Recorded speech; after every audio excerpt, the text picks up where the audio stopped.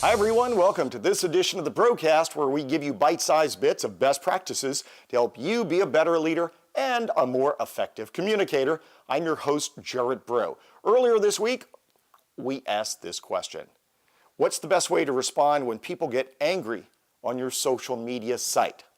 We had some interesting observations here. Heather says, address their concerns and their comments with transparency. She says, be cordial, be considerate, be kind, be real. Sometimes it's hard to be kind when they're not kind back, huh?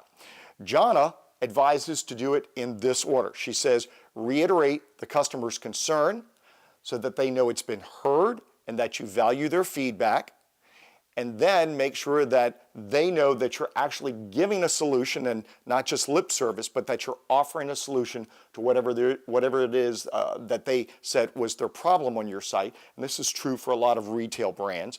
Tori says, listen, acknowledge, research, follow up, and follow through. And she does some of this online, and she does some of this by taking the conversation offline. Overall, I think social media is a big double-edged sword that I hate and that I find useful. It's the haters that create the problem.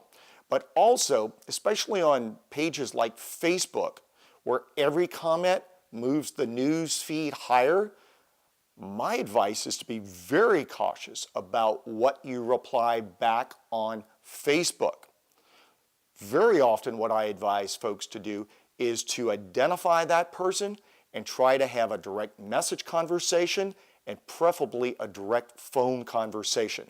You know, in this world, relationships are important, and a human voice is a richer relationship than something that you type into 140 characters or that you put into a reply box.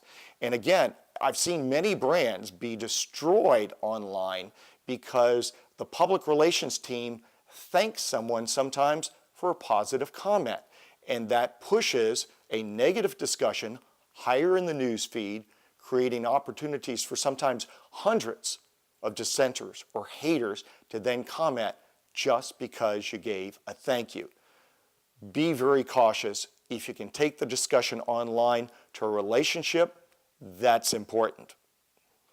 Thanks for your observations. I hope these observations help you, but if you have more that you think your colleagues need to know, by all means, go online and add additional comments here on the Broadcasting channel, or tweet it to us at YouTube, or go back to our discussion that you originally saw at the beginning of this week on LinkedIn. For the Broadcast, I'm Jarrett Bro. We'll see you next week.